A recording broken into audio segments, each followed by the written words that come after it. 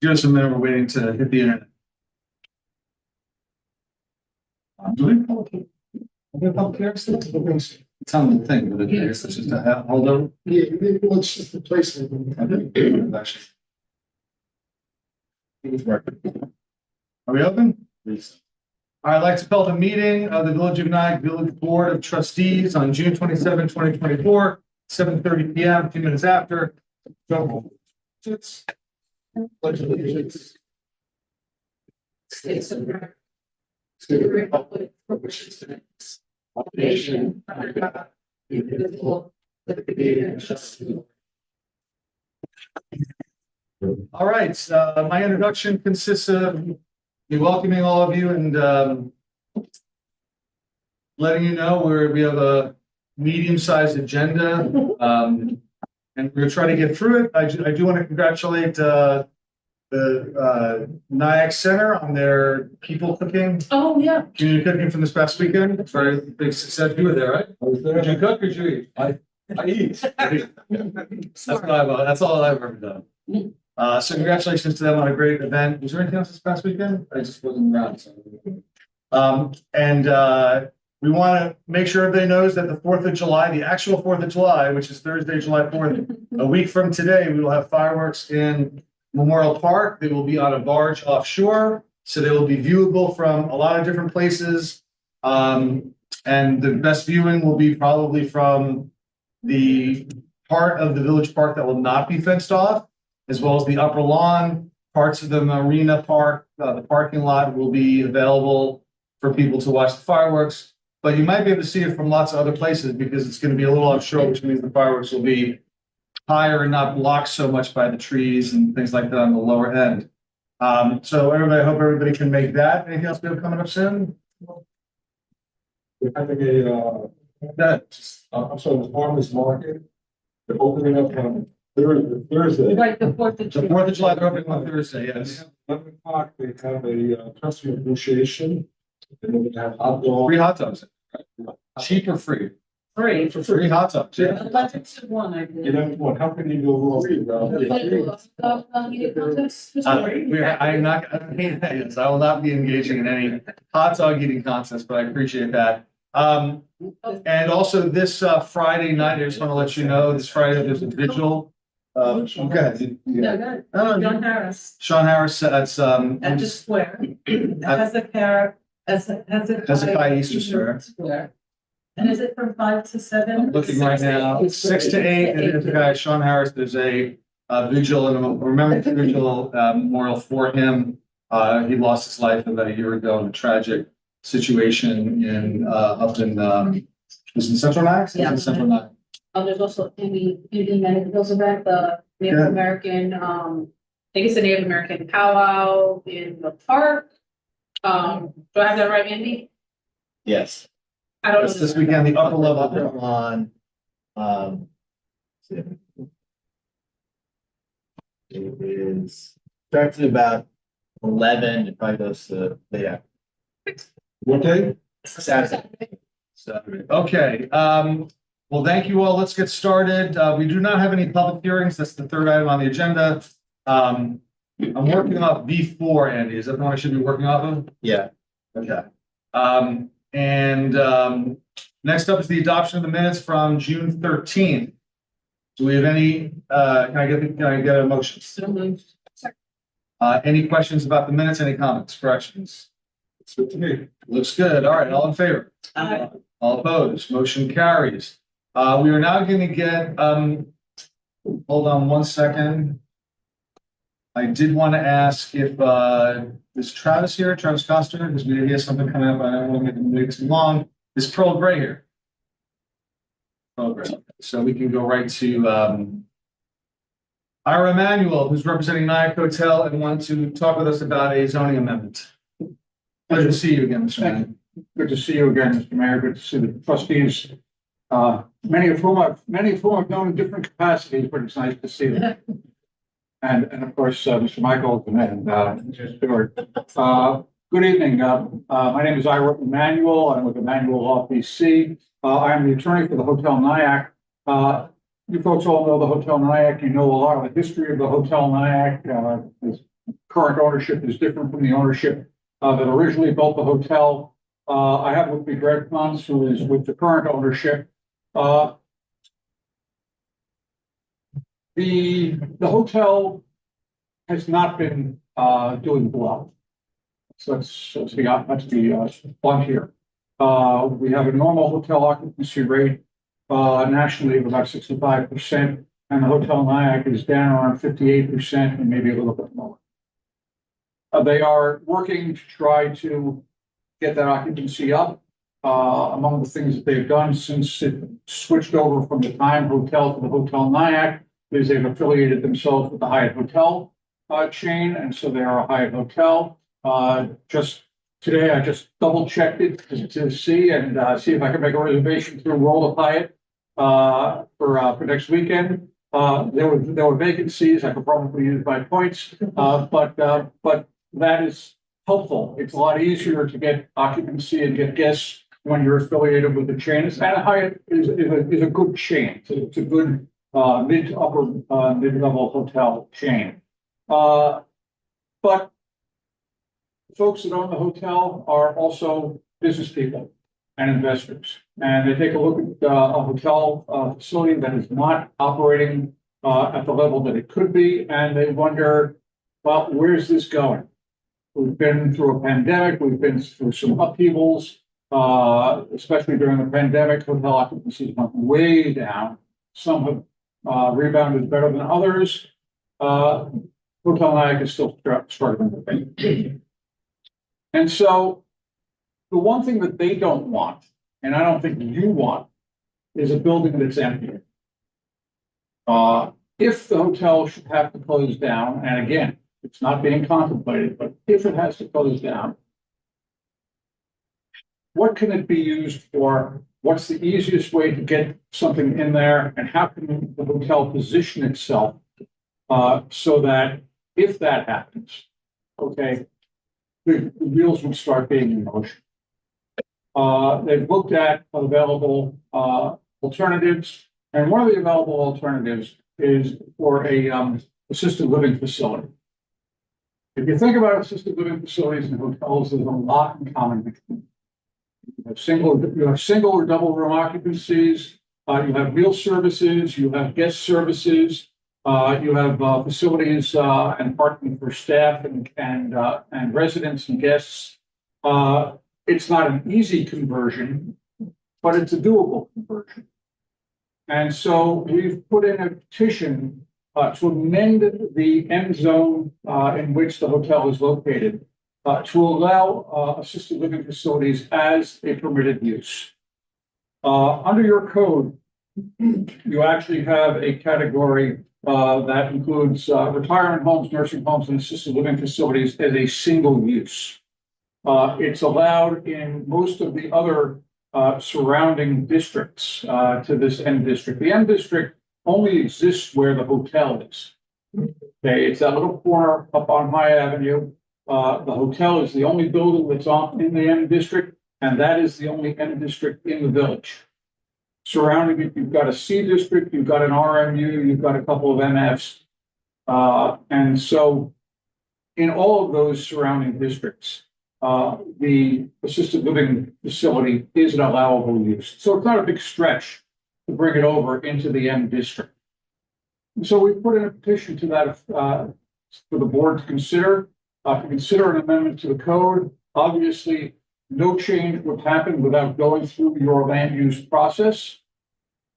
Okay. We would have to go through your planning board. We'd probably have to go through your architectural review board because there would have to be some minor exterior changes that would have to be done. And so none of this would be a situation where all of a sudden a switch got flipped and suddenly you've got an assisted living facility on your hands. Greg, do you want to give a little bit of background as to where we are? Sure. I think Greg Pons, I work for Juniper Capital, who is represents the ownership group of the hotel. And I would say my addition to what I was saying is just really about optionality. I feel like we have been a really good neighbor and a community member and a positive contributor. And so And I am, from my background, I am a hotelier, and so, I- So we have a air conditioner behind Oh, us. sorry, okay. And you don't want us to turn off the air conditioner. No on that. So, I'm from Arizona. You understand? yeah, That's true. this isn't heat, but, no, my career has been in hospitality, and so that is really my focus. And I think, I don't want to go into a long backstory on the property, but I think it's important to set up, the question is, why are we here? Why are we doing this now? And why are we contemplating this? And I think that's the important part. It's just a contemplation that we want to go through. It's sort of a what if. What if we had this option? Is it something that could be viable for the building, for the business? When we acquired the hotel in 2019, it was very messy. It came out of a bankruptcy. It had sort of a sordid past. It was the better part of the rest of the year of 2019 for us to clean that up. The building didn't even really have a permanent occupancy permit, and so it was quite a bit of work. If you recall, there was quite a bit of utility up on the roof that was exposed, and we had to do some engineering and work to cover that up, and many other things to bring the building up to standard and code and to secure an occupancy permit.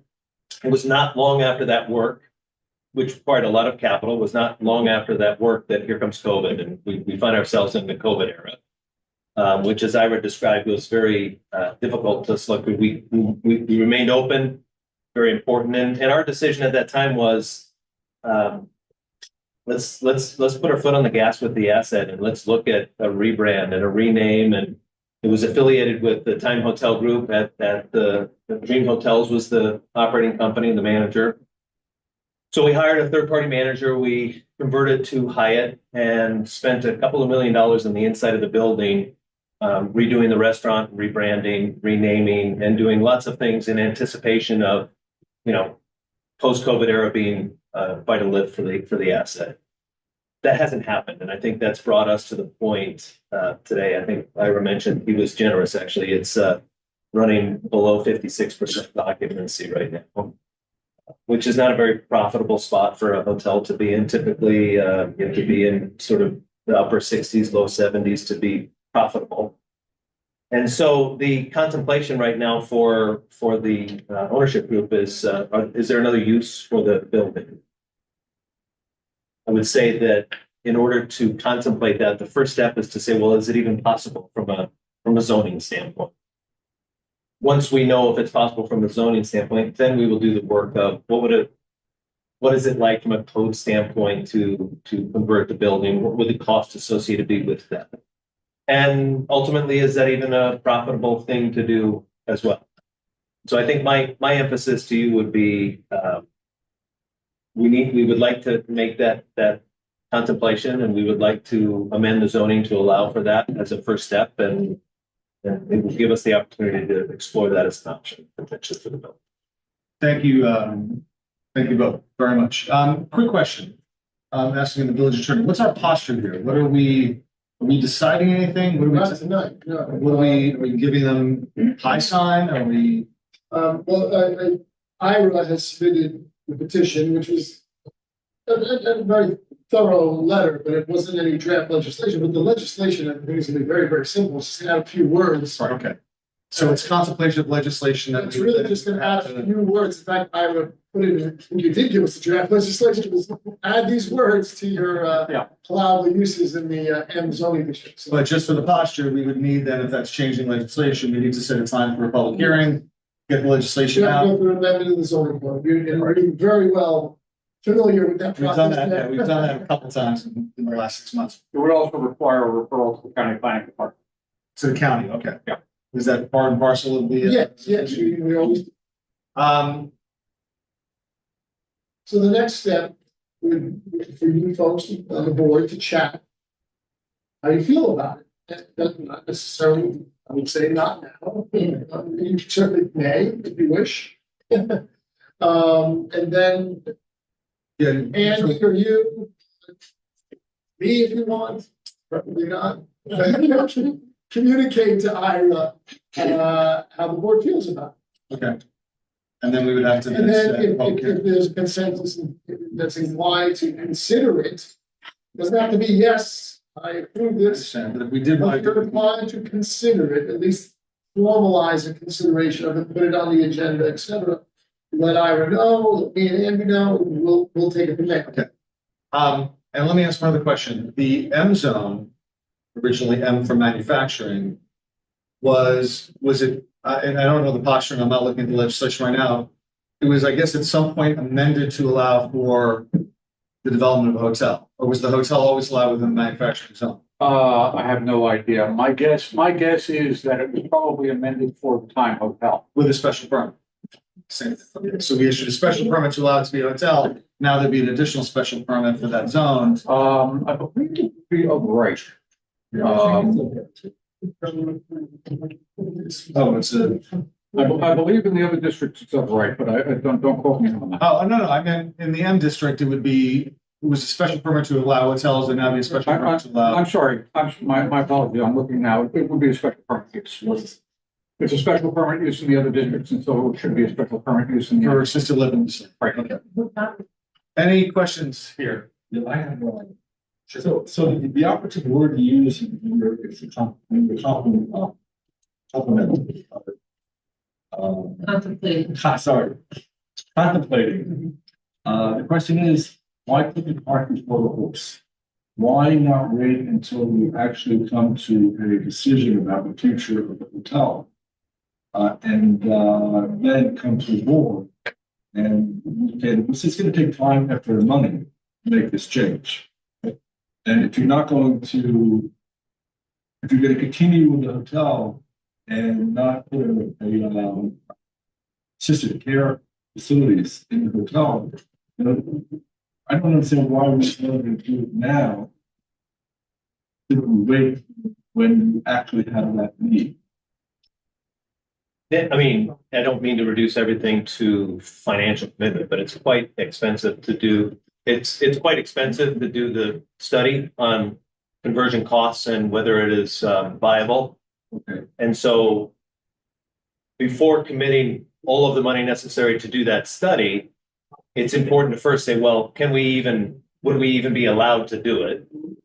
And that's really why we're putting forth the request now. Anybody else?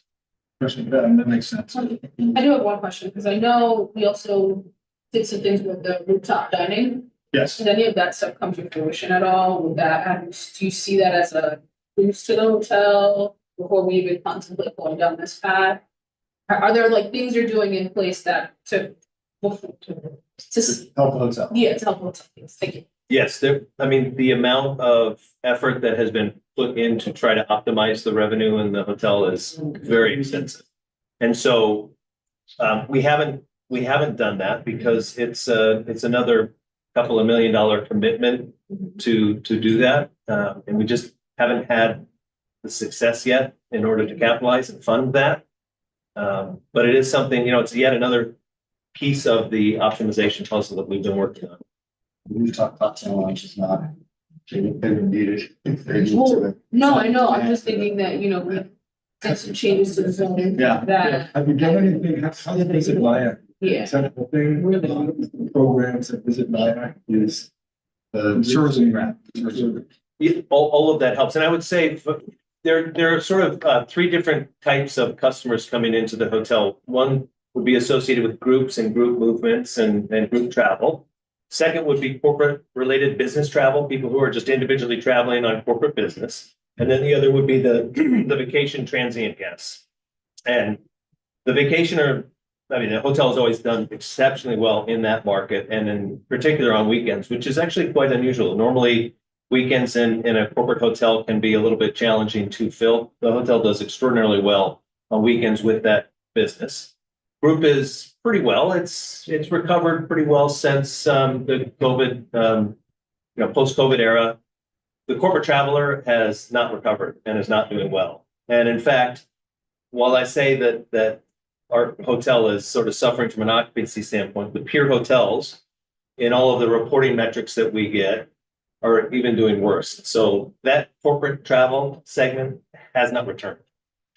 Yeah, makes sense. In the era of Zoom, it's tough to, people aren't doing the travel. Let me ask you, I probably, Greg and I sat down, we talked once or twice about what's going on with the hotel. And I want to say to you something you mentioned that you felt that you'd been a good village citizen, good corporate citizen, and I will tell you from my perspective, the Hotel Knox been an outstanding corporate citizen. When we wanted to put in the hotel tax, you didn't fight us on it, and neither did the other hotel owners, and it's been a real boon to us in being able to facilitate tourism grants as well as put money back into some marketing for your hotel. And it's from our perspective, a very nice tax because it doesn't hit our local residents, it hits people, coming through, and it's a buck or two, so it's not a painful thing. I did want to ask you, and I wanted to ask also the village attorney about, have you considered, you're converting it to a assisted living facility, you're contemplating that as one of your options. Have you considered in any depth the option of turning it into residential, either rental housing or condo sale houses? I can't say that we've gone in depth in that analysis. The conversion is a bigger gap than, Ira mentioned that there's a tremendous amount of similarity in assisted living with, food service and service provided. It's a little bit of a different twist on an assisted living facility than a hotel, but a residential conversion is quite extensive. And the answer to your question is we haven't, but in the spirit of optionality, we would be willing to look at really any use. And then my question to you would be, we need a special permit to allow the use that they're contemplating for The amendment to the zoning. amendments to the zoning code. What would we need to do if we wanted to allow residential in Amazon? Same thing? There's no Yeah, other. you can make it so it's a use permitted by right, you don't have to make a special use permit. But you would have to amend the zoning code, just like it's being Same thing. proposed now, just to add a few words, multifamily residential development. And the reason I say that is because I would, we would hate to lose the hotel. And I think we would, if we were going to lose the hotel, we're not in the business of telling you how to run your business, but Right. what we would say is we would love and try to do what we could to facilitate. I think it's about getting more housing as opposed to getting a treatment facility. But so I'm just putting it out there that maybe while we're doing this special permit for the purposes of allowing the zoning for the assisted living, we do the same thing to allow for residential within that zone, recognizing that there's one building that would be impacted by either of the changes to the zoning code, this one unique building. With that said, does anyone want to give preliminary thoughts? We're not bound by it. We can make a decision in the next meeting. was a really good one. that you brought up, actually. No, nothing now. I do want to think about it because I'm sort of weighing all of these options. So I think we've got more consideration. FYI, right now, permitted use by right, you guys may already know this, although it wouldn't, you'd still need a zoning code text amendment. Hospitals, clinics, or related healthcare facilities are already permitted uses by right, it's not even special use. In In the M zoning district, so. This is not much of a leap from that, again, what they're asking. leaving aside your sentiment about the housing, a little bit into the housing stock, leaving that aside. I mean, my perspective is I don't think we have the right moral authority to say to a going business, no, you have to stay in a business that you're not being successful in. You can't convert to a different business that you would rather convert to. You have to stay in a business that we happen to like. That said, I want to let you know, and I think I speak for the board on this as well, that what we can do to help facilitate your success as a hotel within our power, we would love to do, because I really think it's a jewel in the village and we'd like to be able to retain it. You've been a wonderful asset to the village, and so we'll come to me if there are ideas and you need something. We'll take it up. We'll try to accommodate if we can. But in the meantime, we'll take up this issue that you've asked us to look at. Everybody good with that? Yeah. Great, thank you all very much. Thank you. Thank you. Thank you also for your kind words. It's a pleasure to see you again. I was wondering where I'd seen you last. I saw you last when you did the roof. And as Ira said, we have rooms to sell for next weekend. And I got some high points, so maybe I can All right. And I house is under renovation, so I do use those. Oh, okay. Talk to us after the meeting. Thank you. Thank you very much. Thank gentlemen. you. All right, action items, let's get to our resolutions. I just want to make sure, in the meantime, we had some people walk in, I don't, oh, never mind, can't find. Action items, 6.1, resolution 2024-96, accepting the audited voucher summary. Can I get it on the table?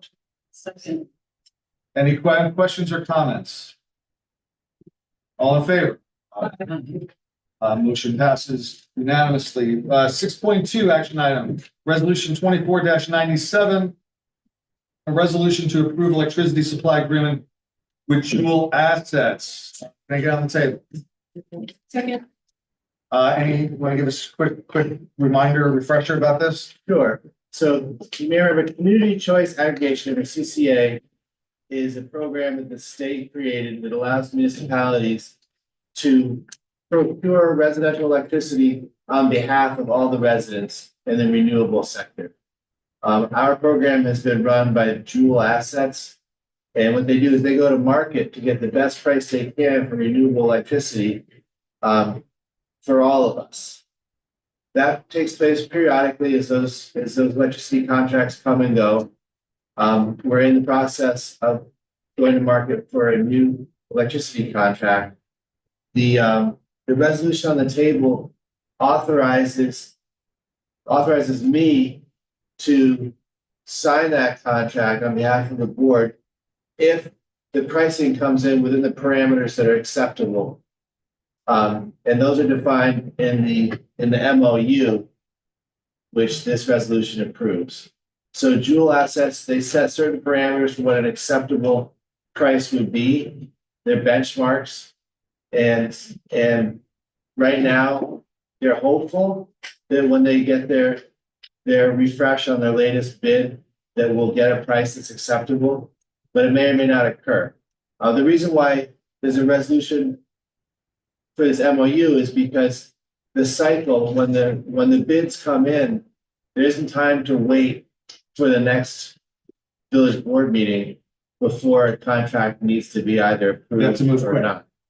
And so that's why it's always a little tricky when we do this, because it needs to be very quick turnaround. Literally, they'll get pricing one day and the price is only good for a day or so. And right now they're waiting till Monday because they think they're gonna get a better deal. Literally, it's that kind of up and down. So that's what this resolution is about. It continues the policy the village has set for several cycles now of procuring 100% renewable energy. As most people are aware, at times the pricing can be a little more than your standard Con Ed non-renewable. If people want to opt out of this program, all they gotta do is call Jewel Assets, one phone call, you revert back to O&R, whatever they're purveying is what you'll get. But there's no way to get a better price on renewable than this collective procurement process where many municipalities join together and use the power of their combined purchase to get the best price they can. All right, any questions, comments? Yeah, how has it been in the past in terms of the pricing?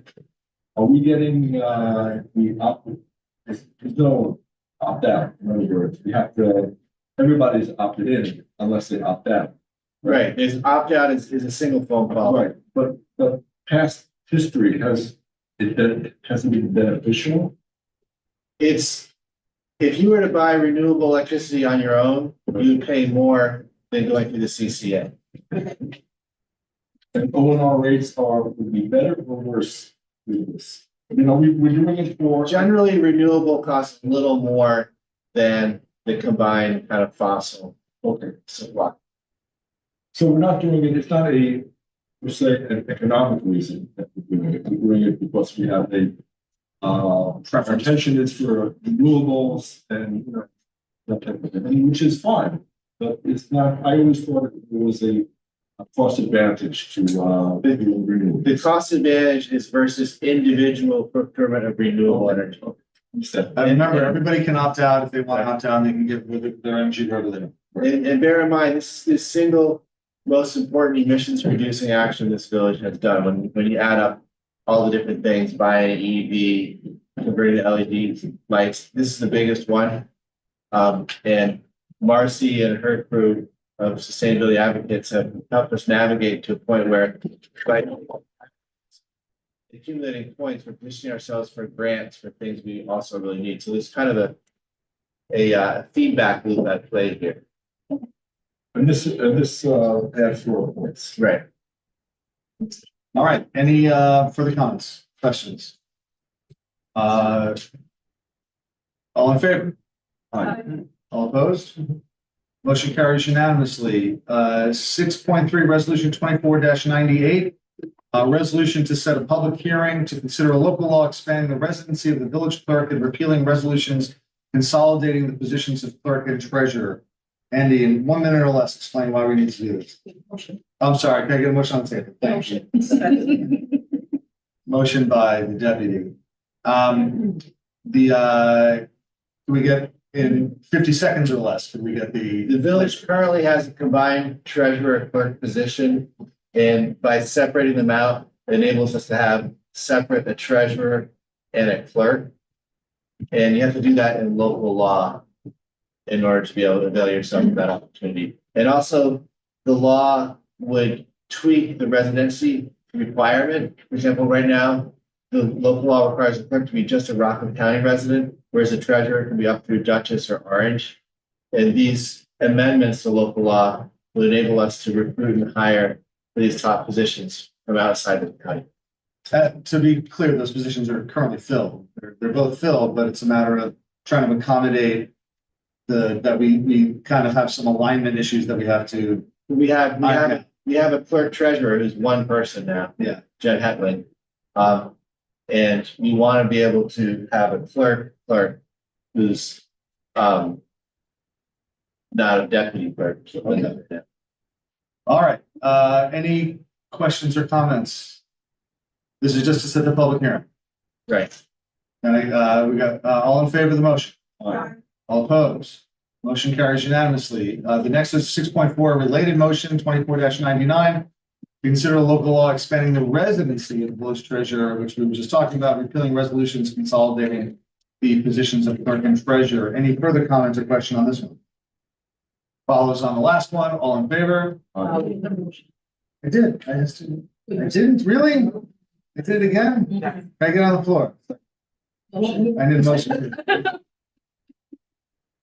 However you want to figure that out, get it in the minutes correctly. All right, now that we have a motion properly on the floor, according to Robert's rules, can I, all in favor? All opposed? That motion carries, right? Yes. Thank you. You're doing well. Thank you, I appreciate that. 6.5, resolution 24-100, a resolution to obtain recognition by New York State as a pro-housing community. Can I get on the table? Second. All right, I explained that we're a little cart after the horse here, but go ahead. It's all good though. So the state has a program that confers extra points on municipalities who are applying for grants if they show certain progress in creating greater housing inventory in their area. And it's very data intensive. We had to pull a lot of permit data out of the building department showing how many new units have been built over a certain 5-year period, things that are in the pipeline for planning. At the end of the day, Manny did a great job. We pulled it together, we submitted the data. We obtained recognition as having exceeded the standard that the state set for becoming a pro-housing certified community. So now we have received our letter of recognition and we have that in our portfolio when we go for grants. All right. And we got it. Right. We applied for it and got it, so now we're sort of celebrating this In a resolution. sense, yes. Okay, so all in favor of this celebratory resolution? Aye. All opposed? Motion carries. Next, 6.6, resolution 24-101, to approve the mayor's appointment of Pearl Gray to the Board of Water Commissioners. Can I get it on the table? Second. We want to thank Ms. Gray for taking on this challenge. And Andy, you were telling me about the very qualified person for this role. She's experienced in both water and energy policy, and also as a ship captain knows all about machinery and water and maritime affairs. And she's a pretty extraordinary village resident. Actually, I gotta tell you, this version of the resolution has a mistake in it, and I have to go back and look at it. It's supposed to be fulfilling the unexpired term of, So it's not for 5 years. yeah, right. Okay, let me make let's amend the motion to accord with the remaining unfulfilled term. Do you know who it's for? I'm sorry. I didn't remember. Was it in a prior version of the agenda was correct? It Hold on. Unexpired term of Eileen Colorel. Thank you. So resolved, this is the way it will read. Resolved, the Board of Trustees of the Village of Nye approves the mayor appointment of Pearl Gray to the Board of Water Commissioners to fulfill the unexpired term of Eileen Colorel for a term to end December 31, 2026. With Sorry. that amendment made? All in favor? Aye. All opposed? Motion carries. Back to item 4, 6.7, resolution 24-102 to approve a permit application for a street closure on South Franklin for Oktoberfest on October 19th, 2024. Can I get it on the table? This is a resolution. This is by the local. Is anybody here from the local? Travis Coster is the owner there, or one of the owners there, and they did this the last couple of years. It's been very successful. Lots of people come out. It's a small closure of Franklin. They pay for the street closure, but It's like Franklin Bird. yeah, it's like it's basically from Main to, Basically from the driveway by M&T over to Main Street. they've done a nice job with it. Travis is a good business owner here within the village, so I'm glad we can support him with it. Any comments or questions? All in favor? Aye. All opposed, motion carries. Departmental reports, Andy, I was not able to make you to call with the OPD. Any reports, 7.1, any reports from the OPD? Well, they reported they're continuing to get out of their cars as much as possible. The park walk and talk program, I've seen them on the street myself. And also monitoring the marina for excessive activity or noise at night. We talked about the issue of indigent folks kind of camping out in our park, and they agreed to patrol down there a little more and try to displace people who might be sort of sleeping in the bushes. People who run the butterfly garden are upset. Some of the bushes are getting mangled, stamped down. In the butterfly The butterfly garden, yeah. I went down there and looked myself. I saw the signs of damage to plants. I didn't see camping gear or clothing or other signs of human habitation. But in any case, we covered kind of the usual issues. We also talked a little bit about our ambassadors program, which will be kicking off soon. We'll do those introductions so that the young people have a chance to meet with the police. We covered those kind of issues. We talked a little bit about cameras in the downtown and what we could do in terms of more safety precautions. Good. All right, that leads right into the village administrator report. Oh, I do have one question. Oh, For the folks who are, I guess, camping out, do we know if OPD is providing them with services, dropping them to shelters? Yes, thanks for asking about that, Christine. They're very engaged in trying to get folks who appear to be in need aligned with the Catholic Charities and other providers of services, whether it's substance abuse or mental health or housing or just medical services. And what they've generally found is that you can have a great conversation with somebody, but then they decline the services when they're offered. And I'll actually have a meeting soon with Catholic Charities just to kind of refresh our understanding of what they're doing. But in general, the indigent that we have who walk around with bags and hang out on the benches, and sometimes they hole up in the bushes, they're very kind of set in their ways. In summertime is different from winter when there are fewer people around, but some of them stay all winter. They're tough and enduring, and for whatever reason, they don't sign up with programs that would enable them to get off the street. Thank you. Are there any ordinances on the books nothing being enforced, but ordinances to prevent that. Sleeping in the park or benches, Yeah, camping is not allowed in the park, for one thing. camping is not allowed. And the park is closed after dusk. After dusk. it's not- Will the police tell them that, and will the police remove them from the park? Yeah, they said they would redirect them if they found them. It's a very difficult, complicated issue. I mean, obviously, it's fraught with a lot of different vectors. But, you know, we're caught between two very difficult pressures of wanting to do right by these people, and at the same time, wanting to do right by the community and make sure that, you know, people can go to the park and not get frightened and not get alarmed when they see people or walk down the street. I mean, people should be allowed to sit on the benches and the square. They should be allowed to use the bus stops, and sometimes they're not able to do that because. And it's a very complicated issue. I know people get frustrated and they have to recognize that there's an intersection of social services and police and village that has to all be managed here. And it's difficult. And I want to thank and please extend the appreciation of the board to the OPD and the Catholic Services for everything that they're doing to try to manage this process. All right, anything else from OPD report? All right, Andy, village administrator. There's always a lot going on. Our park project is now basically in the grass growing mode after all the other facilities have been completed and built.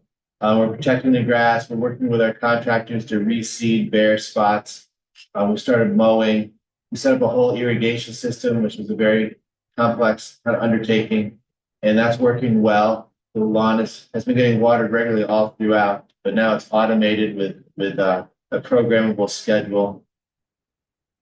The DPW has been super busy doing a lot of striping of crosswalks and parking spaces over the last couple of weeks. You may have noticed virtually all of the light poles on Main Street have been repainted black and the stickers been scrubbed off. So a lot of housekeeping going on.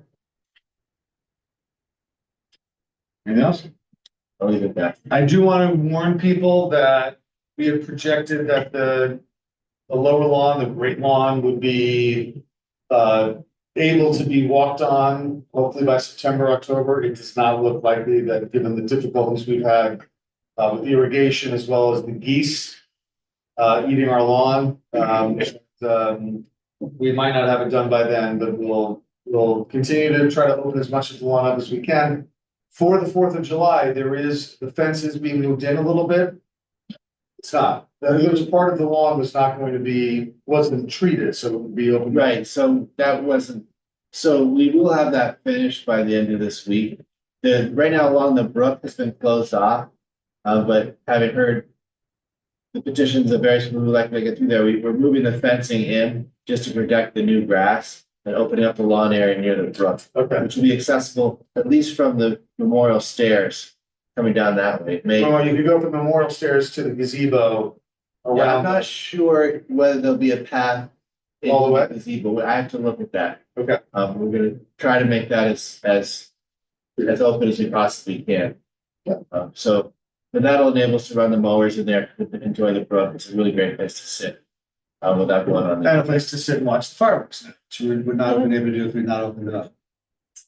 Question, did we get music to replace, So the mayor and I talked with DJ Marley Marl this afternoon, and he did commit to coming in with his amazing kind of sound system and doing his magic on the DJ and It'll also be in a gazebo, Mhm. so broadcast out throughout the whole. Yeah. and I don't know him well now, but I've met him a few times, and he's really a remarkable guy. He's very, very well known and well respected in the music industry. And it's quite an honor to have him come to the Yeah, most of it. Yeah. BLS. It's Can great. we get a map of city location? Yep, I'm gonna put that together for you. Yep, absolutely. And the gazebo is in the music, so Right, so we'll set him up in the gazebo in case it rains. This equipment needs to be protected. don't say that word. It's not gonna rain. I mean, it's not being. Yeah, you've said it, and I can look at the weather. That's good. That's good. And I do want to thank again North River Shipyard.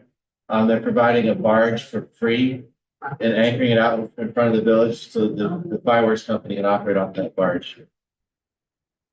All right, anything else for Andy? All right, village clerk. We always ask to be, we want to be polite. Can I say something about the village clerk for a minute? Sure. So we just did one of the most high pressure, difficult things that happens every year, which is collecting taxes. It's been super busy, getting all the tax bills out the door to our mailing company and updating addresses, working with people who moved and sold their homes and so on, getting the stuff to the right person, getting all those checks back in from mortgage companies, and people paying in person with their, and so thank you for all your work on that, Linda. Money coming through the door. Thank you. Next year will be easier. We're taking a whole tax holiday in 2020. Everybody gets a free ride. For it. Special election year campaign. Yeah. That's for BTPA. I can give that. Well, on old business, yeah, we're on old business now. Why don't we do this community solar, then I'll do that. Since we have community solar on the agenda, and I see that. Marcy? I did, I had a meeting. I'll need another update. So I figured it was time for, this would be a good time to update you and remind you what community solar is and get your help in spreading the word about it. Because, one of the things that happens is that people get confused between community choice aggregation, which we just talked about, and community solar, which is completely different, but compatible, right? So you can have both. So the thing that I just gave you here is to make it easy for you to understand what it is. It's a vetted subscription. It's vetted by Joule, just like our community choice aggregation. Subscription to a local solar farm, and it gets you a discount on your own bill. And there's no cost. Right, you just sign up, you put in your, information about, set up your bill, your meter number, and you can do it with that QR code. It's on the NI 2030 website. You can find it there on the Community Solar project page. There's a link to this page, and you can see this is what it looks like. When you go to that page, it's just 1, 2, 3 steps. It takes less than 5 minutes to do it. So it's good for expanding renewable solar across New York State. The farm is Meadow Energy. It's developing the farm out in Orange County.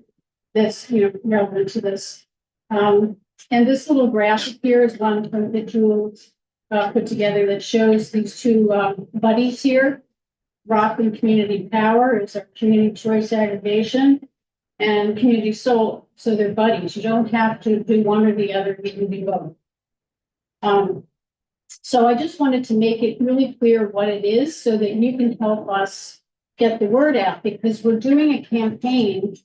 We've only gotten to tier 1 in that campaign. 10, we've just gotten a little over 10 signups, and we've been doing this since April. So it's not really that great so far.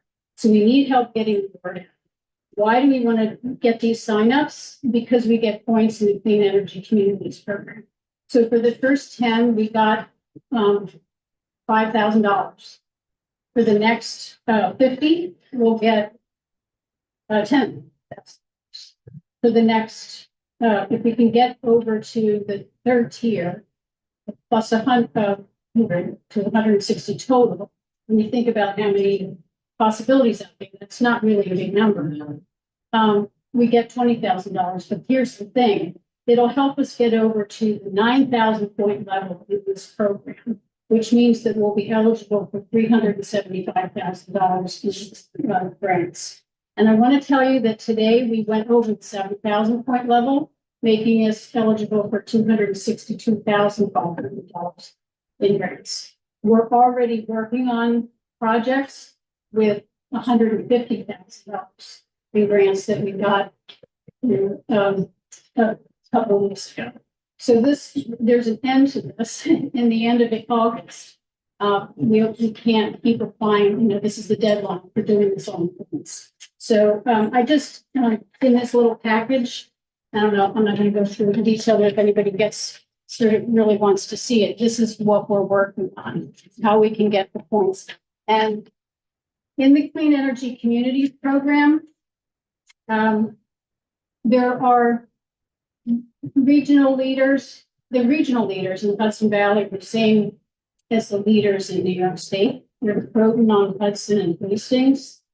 And we can start to get close to the number of points they have in this program. If we keep working with this, you know, by the end of August and the end of the year, we can, because with the points, we're looking at putting solar on municipal buildings and potentially turning this building into a net zero.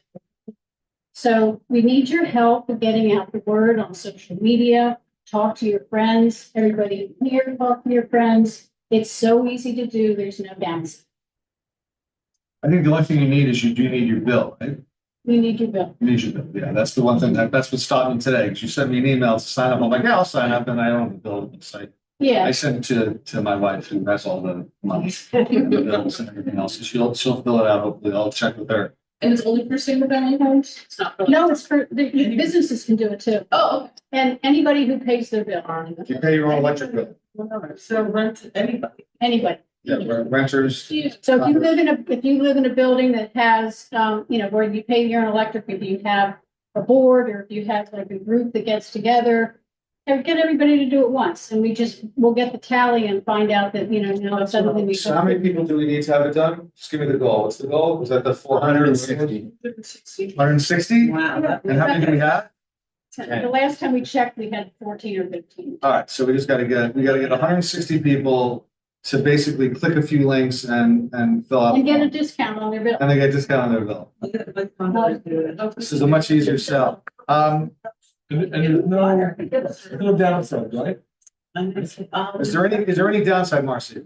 What's that? Is there any downside? Is there any risk? Is there anything people? No, I mean, the thing about it being vetted, if you know how people come to your door and they try to sell you things and you don't want to read all the fine print. This is already figured out. Jules looked at, there's no fees. You can cancel if you want to. What I'd like to do, if you would vet, I'll draft up something, send it to you. I'd like to get a script for a video, and I'll make a video and get it out and promote it like crazy and do all the social media stuff that we do to get people. And let's start. Can you get a real-time track of how many people sign up? Yeah, we get updates from Meta. How often? We've gotten them every couple of weeks. I mean, we've gotten 2 so far. And what's the deadline? Well, we really would like to get there, let's say by August. July 1st, so we have 1 month. Yeah. All right, 1 month. So let's try to get a weekly update. So because every time we get a weekly update, I can do an update, new video, push more people, including everybody here who lives in Nyack to go hand them out. Make sure people sign up. Did you bring your electric bill with you? If you brought your electric bill, you can fill it out right now. Who has their electric bill? Anybody? Okay. What are you all doing if you don't carry it? What exactly are you? All right, Marcy, that's wonderful. And let's get this thing done. There's money to be had. There's money to be had, which we can do a lot of things that, you know, people want us to do. We need money to do it. This is not money this is money someone else is going to get instead of us. It's not money that comes from you. You save money. I'm talking to you all on the owl. I'm talking to you on the owl. How many people we got to watch this right now? Do you see? One. One. You person on the owl. You there. I see you. No, unmute, and right now, go find your utility bill and sign up. Marcy, thank you. You're doing great work. Thank you for that. All right, the second old business update, for the ETPA. I had a meeting. We have had a proposal out to a group of landlords. We have talked about this before. To a group of landlords that would be affected by ETPA. The current status of the ETPA is that our most recent vacancy study did not show a 5% or below vacancy rate, so we could not implement the ETPA. But we have talked to landlords who would like to work out what's called a side agreement or a substitute agreement where they would agree voluntarily to certain restrictions on their ability to raise rents, and they would set aside a certain number of units in their buildings for affordable housing as measured by our affordable housing legislation that's on the books. And they would also restrict their renewal percentage of how much they could renew existing tenants, as well as how much they could raise rents in vacancies between one tenant and another.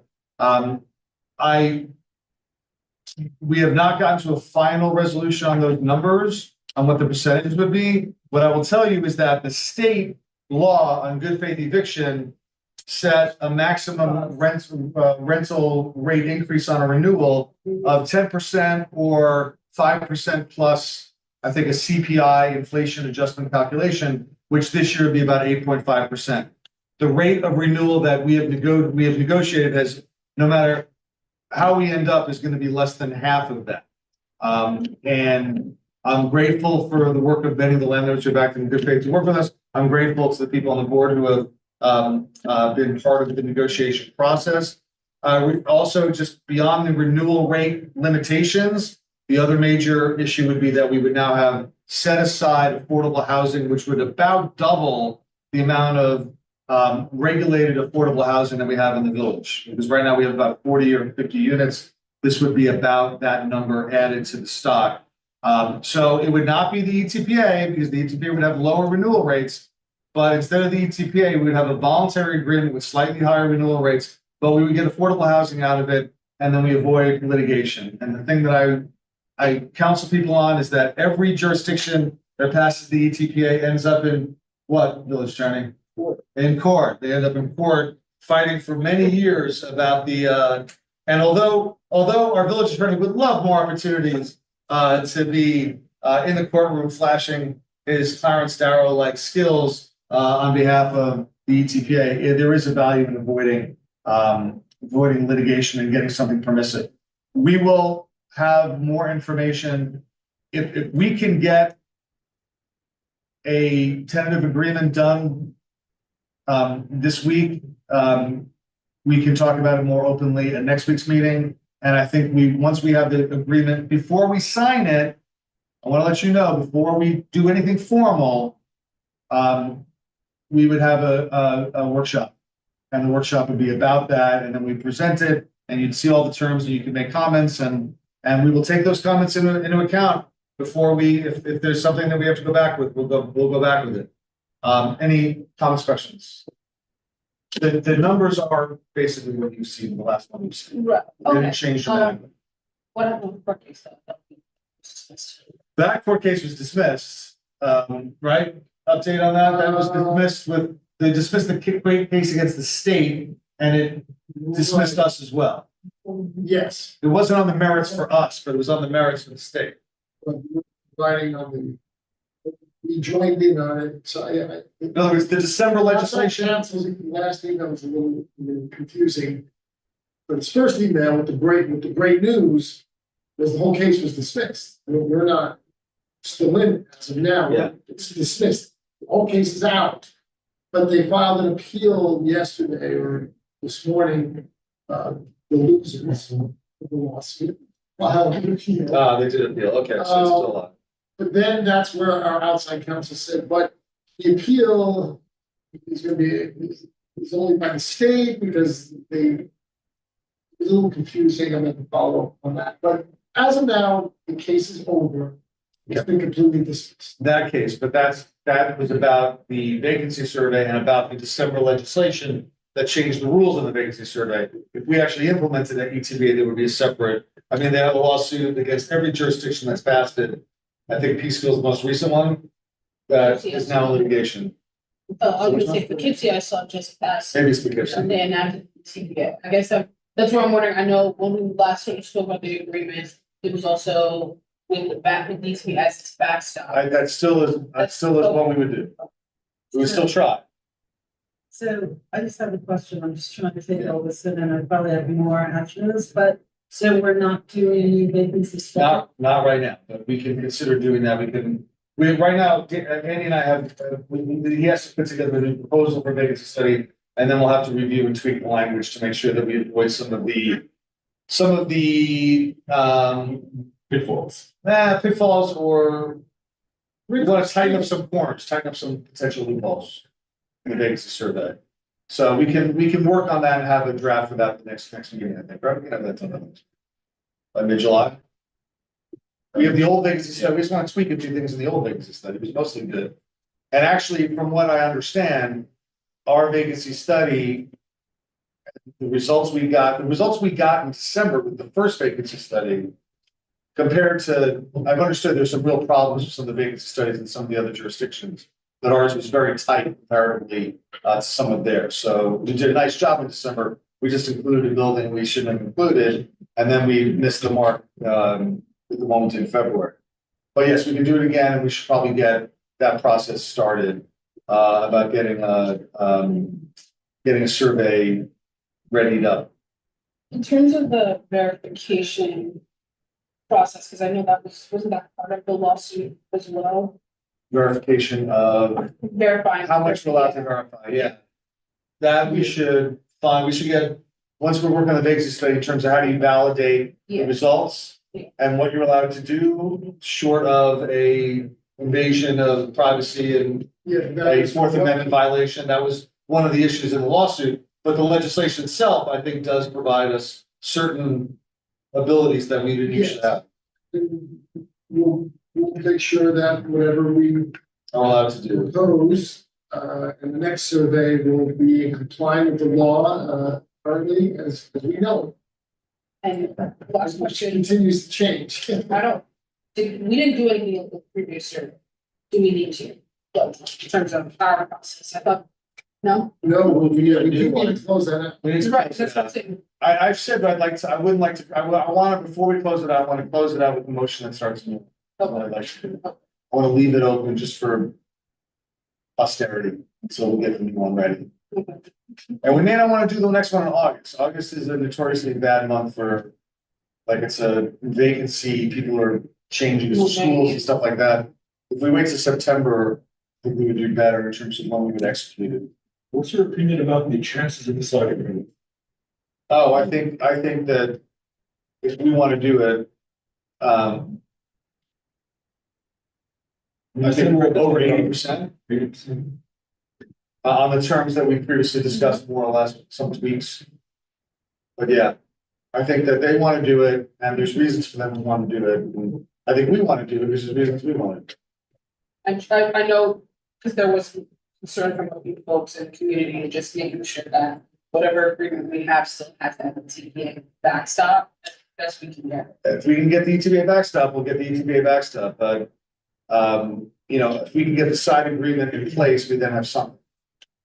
One of the provisions that we did talk about, in the recent meeting was, a look back feature of going back over any leases that were signed since December and making sure that none of them were signed that had a rent increase significantly above what would be allowed under the, because the whole idea is people shouldn't have said, oh, the ETPA is out for a month, let me get as high a rent as I can right now. So we'll take that up with them as well. I have another question, regarding, well, not just that, but we have a fund, right? The contract. Affordable housing fund. Right, so how is, have we really spent time talking about how that money is being utilized? It's really not being used. We use a little bit for consulting fees and redrafting our affordable housing law. It's got about $120,000 in it from the lofts at the gateway. That was for the buy. Buy, Oh, yeah, it's funded by the buyout. that's what I mean. And the board raised the buyout to 100,000 or more. So if another building goes out, more money will come into that fund. And the use of that money hasn't actually been programmed. There is no specific plan to use the money. So that We have thoughts about it. There's been policy kind of review about it. It's segregated though, the money is. Yeah, it's not being, it will never disappear. Right. It's just the question of what to do with it. Yeah. Right, It's, that's, because I feel part of me, and I mean, I know that it's not, if we have to still figure it out, but You know, a lot of people really got slammed with these rents going way up and people working 2 or 3 jobs. And they, you know, like how, and I know that it's to help people within our community, this sort of thing, so it's, we could. Yeah, actually, I Gotta get that remember now, going. trustee, when we did the local law 120 revision, we did put language in there about how those funds could be used, and there's more language in the administrative plan. And related to certain programs that are basically eviction prevention. Um, There's third parties who administer those kinds of programs, Catholic Charities and others, Rockland Housing Action. Right. And the idea was if they had somebody who would qualify for, say, a couple $1,000s in rent as a one-time thing, that we could use the money for that kind of relief. Essentially. That was kind of the model that was contemplated by the law. Okay. Thank you. My words. Andy, can I ask a question? You said that money, the fund, some monies from that fund were used for consultants. For when we revised the affordable housing law, we had a consultant working with us, Jerry Levy, and I believe that her fee was paid out of the fund. Was that did the village board approve that? Yeah. It wasn't approved by the village board? Not this. As well. Yeah. A while. Okay, right. Yeah, the Affordable Housing Act was definitely, it's, yeah, it was before my time, you know, a lot. Yeah, it was before you were elected. We did a major revision on it in 2022 or something like that. Well, no, it was 22, then I was here. But I don't remember being involved with any, I don't. I was, I remember that, but I did, what's it called? Actually, The TZ Vista and those guys, weren't they all part of that I buyout? remember when we upped it to, I was here when we upped it to 200.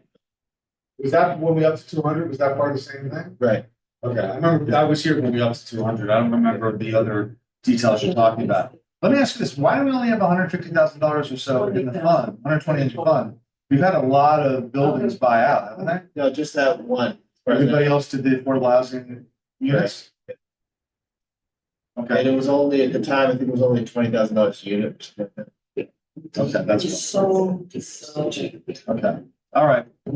I know that trustee Carlin has raised some concerns about some of the inconsistent language in 120, so we have to look at that this summer as well. As part of that, maybe we'll do some other parts of that law. I agree with the idea that the money, I'm glad that it's in a lockbox for that purpose, and the question is there a way to fairly distribute it if we want to distribute it, or is there a, could that money be used? We might be getting some more with some other developments that are going online, whether we can use that to perhaps do something more substantial in terms of providing housing. Anything else? Questions, comments on that? The ETP or other related housing matters? All right, related to zoning, another old business which is not on the agenda, but I'm just gonna reference it, is that we still have to see legislation on the legislative language on the revision to the waterfront and the revision to DMU 2. I confess this is my fault, not Dennis's, that we have not been able to get together to kind of articulate exactly what we want the language to say. That's my fault. I've been a little, we both actually been very busy. He's been busy. I've been preoccupied with things, but we will do that and we'll have some proposed language for the next meeting. Let's make that absolute. We have to have proposed language for the next meeting, and then we can make it for we can set a public hearing after that. Right. By the way, before you came in, Dennis explained to me that it was his fault. Well, So I'll tell you. Wow. he's being, it was both our fault. I'll just let them roll with it. It was both our, but Dennis has had lots of things on his plate, so it's understandable. I forgot to ask, good cause eviction opt-in?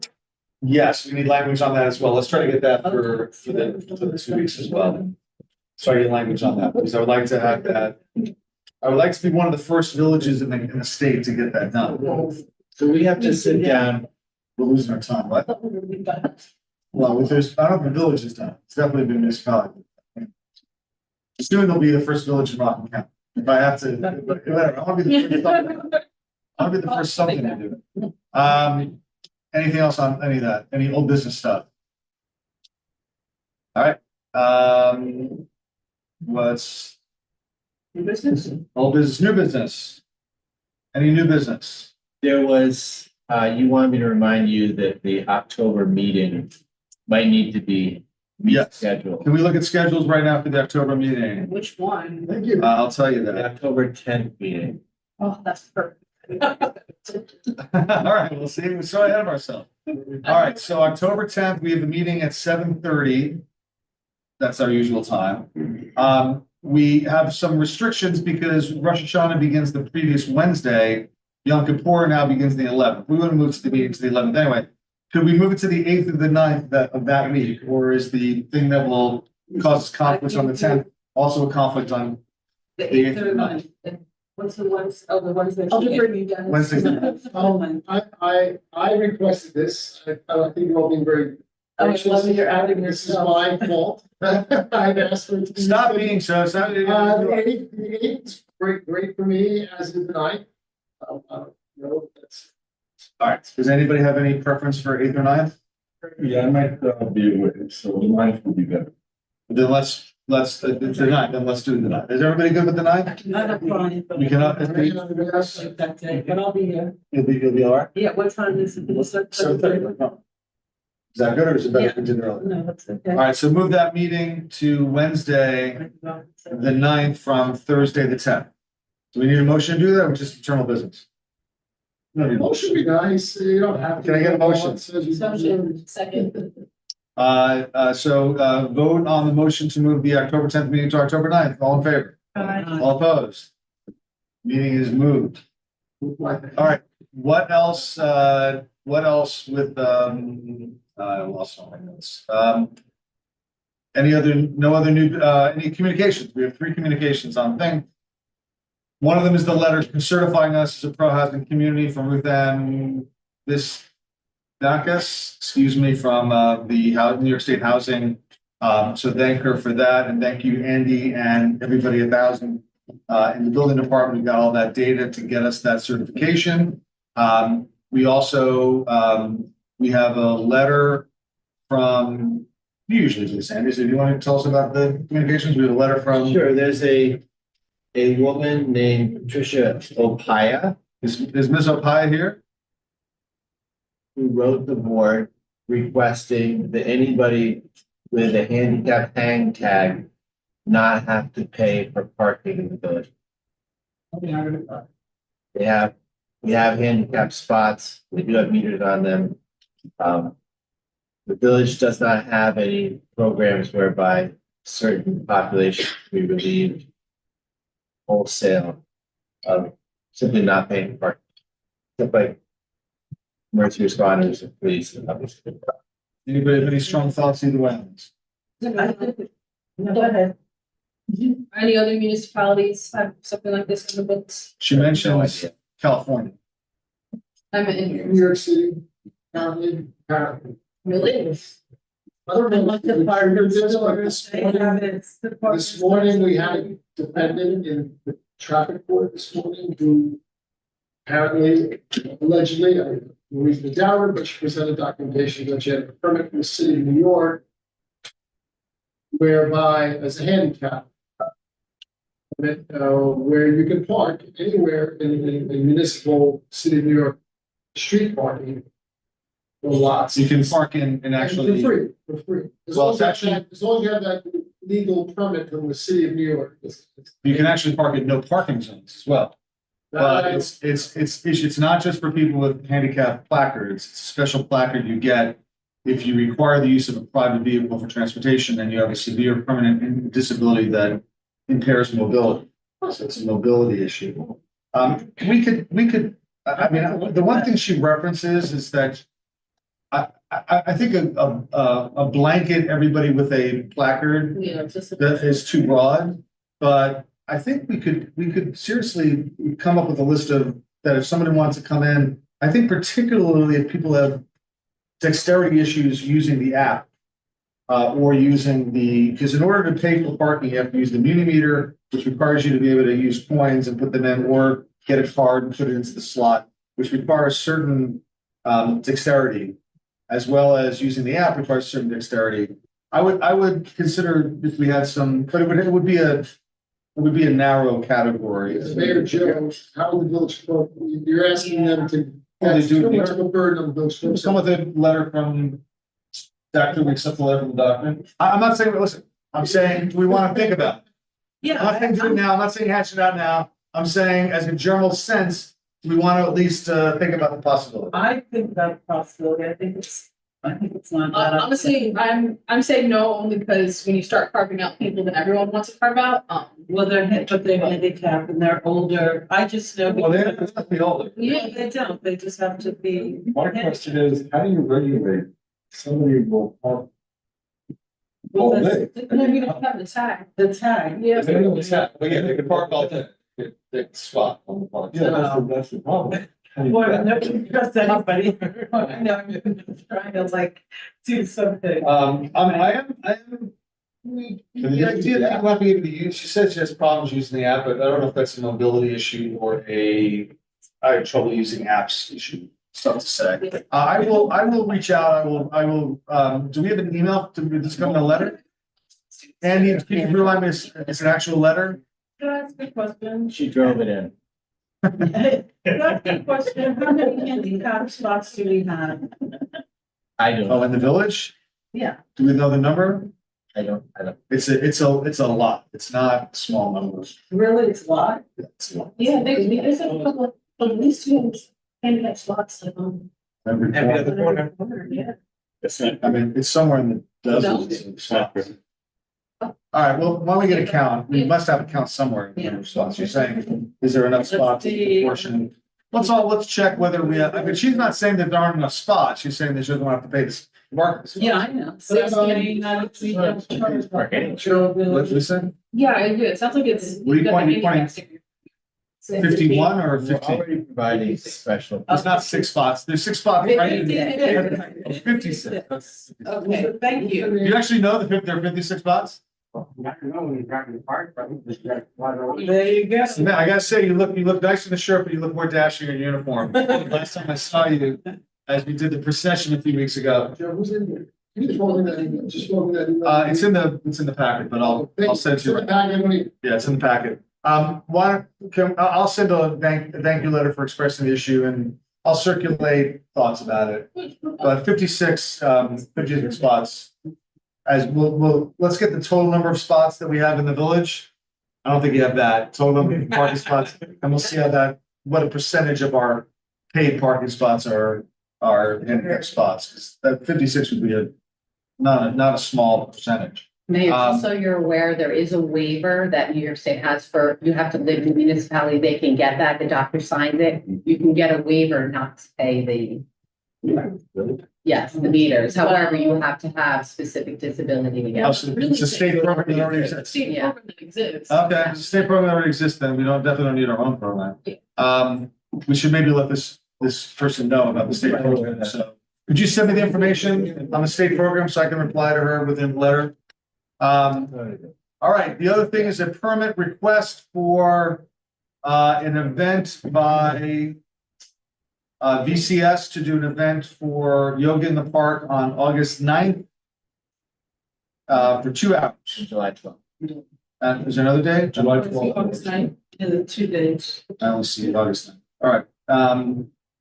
There are 2 permits. Oh, it's 2 different permits. Okay. Oh, I see. It's 2 separate permits, not 2 days on 1 permit. We have anything else on those days? It's just for 2 hours? What part of the park do they want to use? I don't know if they specified that, but pretty much anywhere for 15 or 20 people to do yoga, it's not going to be. Is anybody here from VCS to talk about this? Ask about it? Yeah, I'm glad, because I would have brought them up early if I knew they were here, if I thought about it. I would steer them towards the upper lawn. What? I would steer them towards the upper lawn. Yeah, I think Or I'm else- along. or else the viewing here could be nice for yoga. Find out what they want to do and let's get a resolution for next week. Everybody okay with that? How many people? They do. Yeah. Yeah. Small numbers. I've been doing touch. I like the touch, you guys, yeah. Yeah, he's a nice guy, Richardson. Let's put a limitation on the number of people they can do this for as part of the resolution. Find out how many they want to do it for. If it's less than 30, It's then about 20. something. that's fine. But let's restrict it to that number, the resolution. Yeah, that, yeah. Do we restrict it to one area of the law? I think we could probably do that. Let's find Do out. you have a preferred area in the upper lawn that you want to see on it? I don't know. I mean, I just don't want to. Well, I think they have to, yeah, don't let them. Yeah, find a spot. We'll designate a spot in one of the north, southeast corner, whatever of the lawn. How about over How about the east side by the fence? east side, northeast side? The northeast corner. There's trees there, so it'll be nice. They get some coverage. Is it moving up on the southeast side? That's the southeast side also has trees. There's trees everywhere. But I was thinking northeast side by the street. Like one of the view and, well, Pews, that's the north side. she was The at northwest side is Piermont, northwest side. Right. Just look at near the steps. This near the steps would be the southeast side. But I wouldn't necessarily want to put them next to the steps because they're blocking the steps. And they're blocking the bench. Oh, Bench by the side. It doesn't. All right, figured out. And then we'll get a resolution next time. Everybody good with that? Yep. Since the board is to approve that. All right, we're up to public comment. Let's get the list. Do you have the list? I do. Did everybody sign up for the list who wants to make public comment? Why don't you read off the first name while that person does this?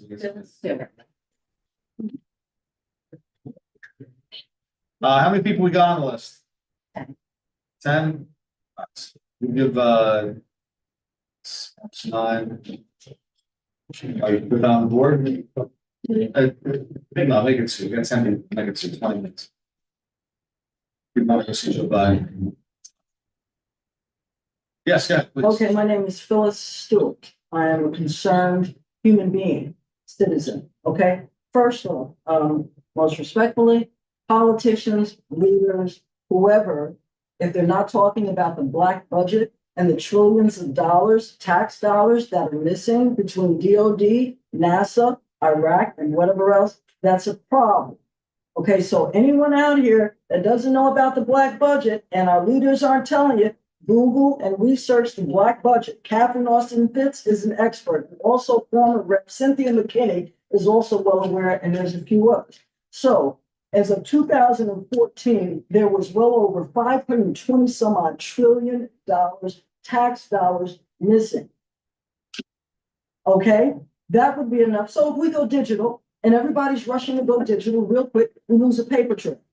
Okay, so say we're cutting A through Z. People are starving. They're hungry. We have children that play sports and they have to beg for money.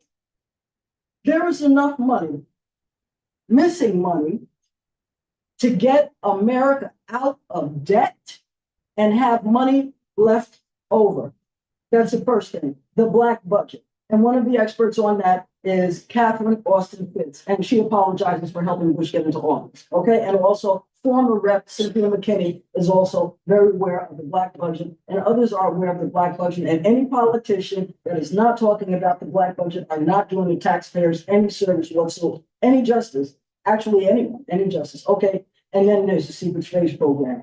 Okay, now geoengineering, the aerosol spraying. Governor Bill Lee, who happens to be a Republican, has signed into legislation banning aerosol spraying over the state of Tennessee. Now we know this guy has no borders. Okay, we have people. I'm sorry, man. I'm just gonna ask you to wrap it up for 2 minutes.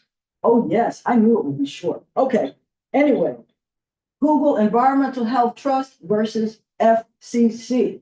You will find that there was a ruling and mainstream media has not talked about it. So therefore, America is in trouble. We don't have anyone really representing the people. And what does it mean when, and the smart meters? Okay, the smart meters. 2019, I came in here and I brought all of this documentation because we're killing people. Understand. We're killing people. The smart meters affect the human heart. It damages the human heart. And then anyway, anyone that cares about the people will research and learn what's harming the people. Every winter with this geoengineering, okay, so the state of Tennessee, I heard New Hampshire is Yeah, working on Thank it. you. Yes, yes. We can use the template for Tennessee. To ban aerosol spraying, Thanks. first dimension, aluminum on the brain. Thank you. Good. Rita Robbins.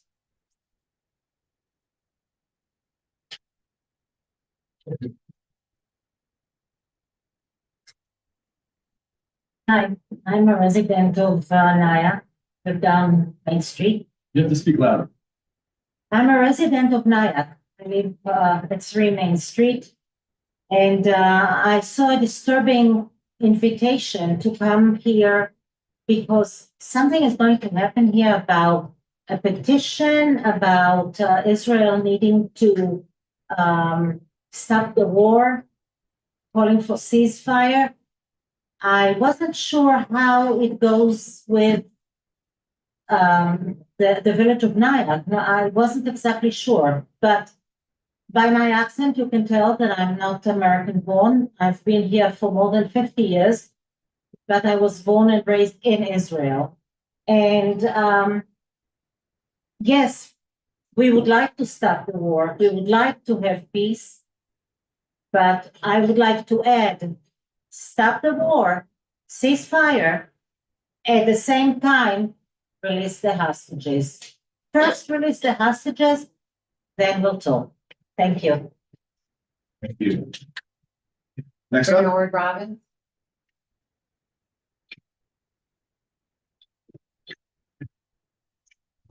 I'm Bernard Robbins. I live at 3 Main Street in Nyack also for the last 5 years. I'm also involved with this issue of Israel, but before I discuss any merits, I would have the board seriously consider whether it has the authority to get involved in a matter such as this, since the United States Constitution specifically provides that matters of foreign policy are the sole jurisdiction of the federal government. Now, as far as the merit, you heard, that was my wife speaking just a moment ago. It wasn't Israel that attacked Gaza. It was the exact reverse. What was going on there on October 7th was a culmination of approximately 15 to 20 years of rockets being fired from Gaza into Israel, getting worse and worse all the time until this culminated on October 7th. Now, I could go back into history to the beginning of the 20th century when that entire area of Israel, Lebanon, Syria, Jordan, Saudi Arabia, and the Emirates, and Iraq were not countries, but were part of territory owned by the Ottoman Empire. After that, England and France divided up the country, the territory, and made certain countries. The only country they never created, which had never existed in history or anywhere else, is called Palestine. The name Palestine came from the time of approximately 2,500 to 3,000 years ago when the Philistines came across the Mediterranean and settled there and dominated the area. I say area because there was never a country. In 1917, when England and France divided up, created Lebanon, Syria, Iraq, and Jordan, and Saudi Arabia.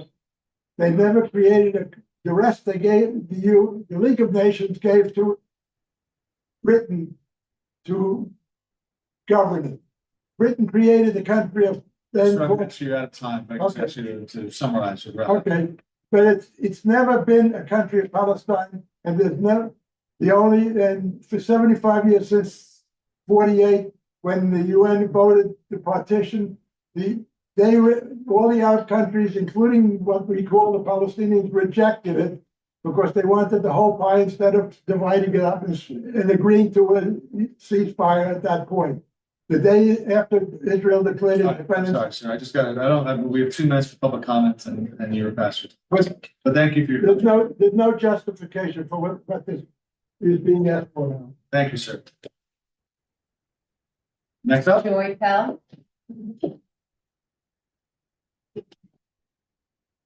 Hi, thank you. I too am here because I was informed that a motion to entertain, Sorry, speak loud. You have air conditioning. okay, I get that. I too am here because I was told that a motion would be, or a discussion would be made in terms of entertaining a motion for a ceasefire or supporting a ceasefire in the Gaza war. I asked that we not entertain that, and somebody said that is the province of the United States federal government. I think it should be left here. I also don't think this is the place to try to discuss and determine a very complicated history.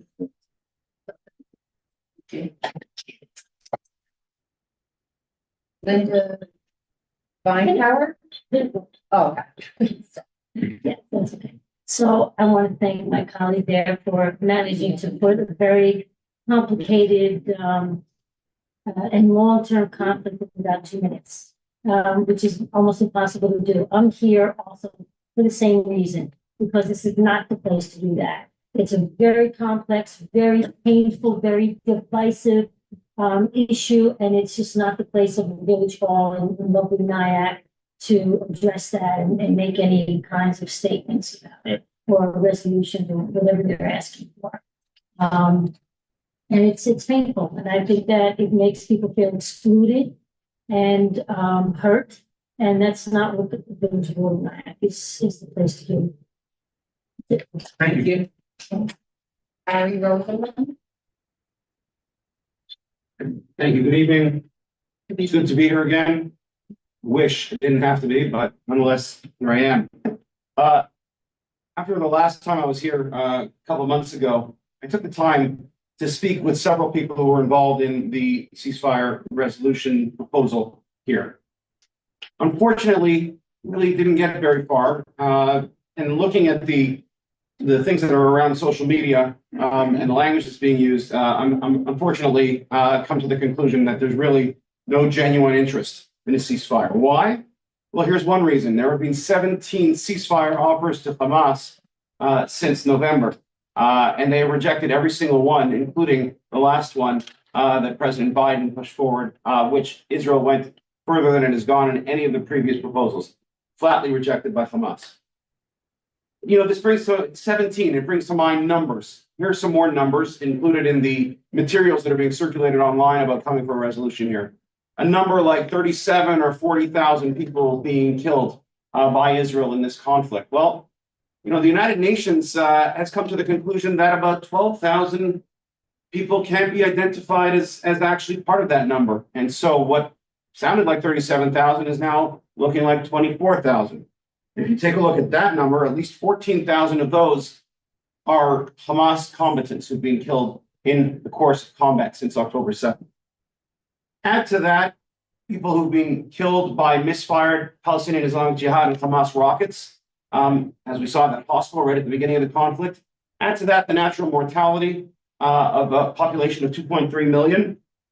And you know what? The numbers don't add up. And it's the lowest combatant to civilian ratio in the last 150 years and perhaps ever in history. And these numbers are so, unreliable that Congress today, including 60 Democrats, passed a resolution calling upon the State Department not to use these figures. I just want to add in 2 very quick other points. Number 1, same group going to businesses in Nyack, 8 or 9 of them in Nyack and 25 more around the county. Some of them being bullied into supporting this ceasefire resolution and being put on a list for boycott if they don't. We, in fact, at the Jewish Federation of Rockland County are on this list. Apparently, we're involved in real estate sales in Israel. I wish we actually had revenue like that because there are a lot of good agencies in Rockland that we'd like to support. But unfortunately, it's as false as the call for genocide, which is a very clear blood libel. Simple blood libel, and we've dealt with blood libel for thousands of years. And the people who are advocating it are either Lenin's version of useful idiots, meaning that they're proposing it, but really not not being aware of how damaging it is, or they're Trotsky's fellow travelers, people who are actively supporting through their actions the kind of advocating for the kind of end result that Hamas wants. Either way, it's a blood libel. We don't deal with that by being silent. And I urge the trustees here to recognize those two possibilities, and you make the determinations in your wisdom which determination it is. Useful idiot, fellow travel. Thank you.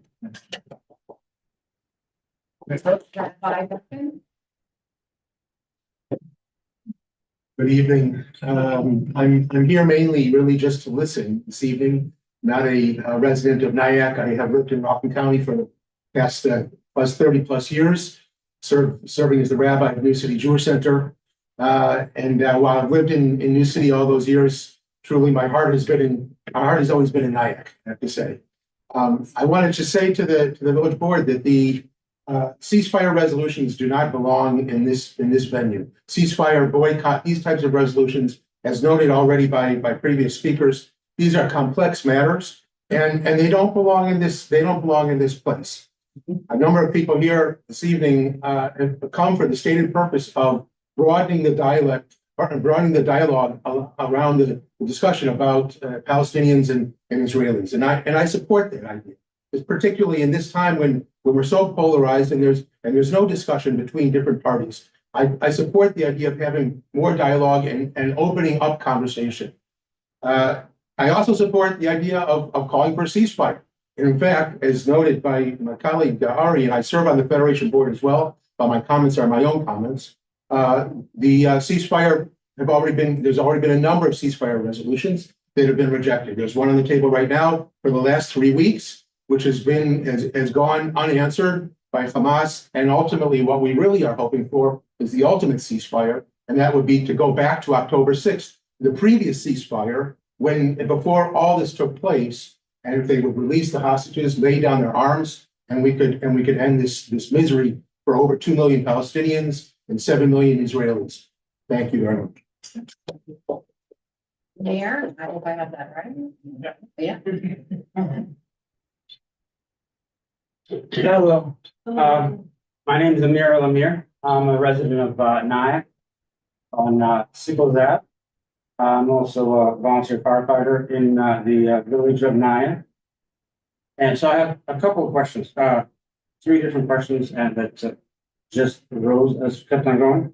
But the first one, when you guys were talking about the ETPA, you said when you guys were talking about the ETPA, going back to the backlog of December of what year? Is it December of last year or December of like 2 years ago when we first started? December of last year when we first enacted the ETPA and then had to rescind. Okay. And then also the protection of the Eviction Protection Act. How does that help the people that have already been duped out of where they're living and got evicted because their rent was raised really high, or the corporation that owns the establishment wouldn't do any repairs and basically forcing people out by frustration? So how do we find a compensation of that? Those are the 2 questions about the ETPA. The ETPA, whether we passed or not, wouldn't do anything about any past activities. And this neither with the state law that was passed. It only looks respectively forward. So unfortunately, there's nothing that can be done about some of the issues that have come up in the past. All right. Then the second thing I want to ask is, I don't know if you guys recall, this past weekend, we had a big emergency fire call where a couple of kids were stuck underneath the little creek underneath South Broadway. They were exploring, and it was right before the thunderstorms came in, and we had that torrential rain. Luckily, the young individual, even though she was friends with my daughter, that's about them anyway, but kids are kids. If she didn't have her phone to call her parents to ask them to call 911, that would have been a very bad tragedy. Is there a way that we could plant a seed in the mind of the village of putting a guardrail or something that to prevent people from going through under the creek. The other creek that goes through Hudson Ave Yeah, the one And that then- spills out near the and park. it spills out right at the Ilion Park. Okay. That all the kids like to Yeah. explore underneath, and they walk underneath South Broadway. And they go underneath what's it, Strawberry Place Yeah. and all that to explore. And then they were in a thunderstorm and the water just came trenching. So if we didn't know about the trap door that's in one of the buildings, I won't say the name of the building. We would have not been able to get those kids out, and that could have been a tragedy across the board. Thank you for the service and the service of your colleagues for that. That was extraordinarily well done. That's what we're supposed to do is, even though we're volunteers, we drop everything and we go, but that's what, the mindset of, being there to save people, doesn't matter who you are. Which leads into our whole drama of, Philistine and Israel and all the other wars that we have across the world. If you're a human being, you're automatically gonna go and save another human being. You're not gonna choose about what you are or what not. So it's just part of our duty. It's what we have to do. So I just wanted to bring that up because next time might not be a safe moment and if we have that situation. So just wanted to bring that up. And that's it because my time is up. Thank you. So I'll bring up the other stuff later. Thank you.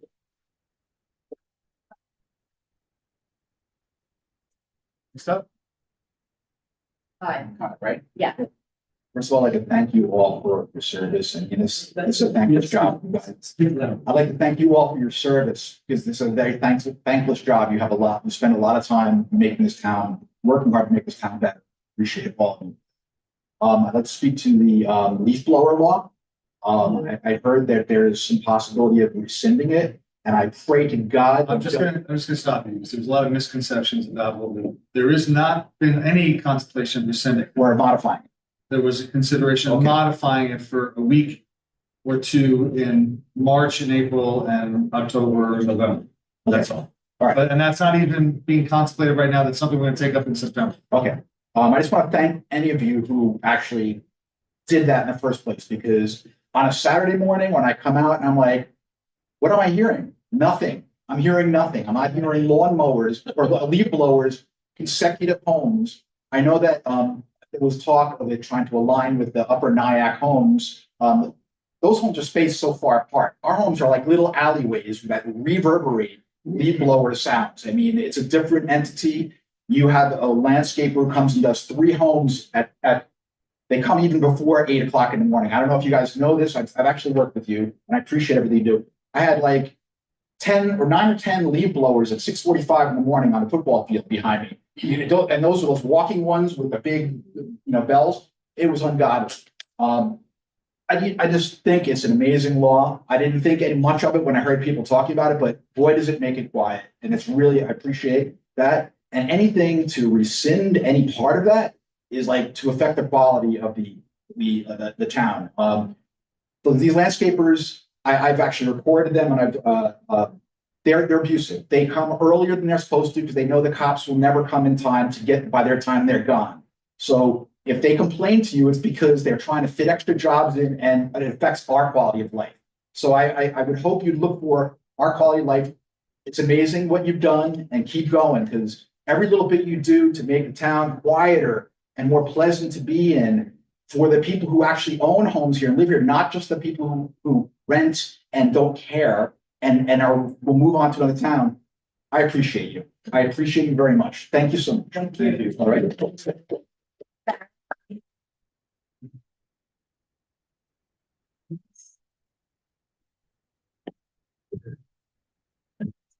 Good evening. My name is Sarah Halawa, and I grew up in Rockland County in Chestnut Ridge, and I live in Somerville, Massachusetts now.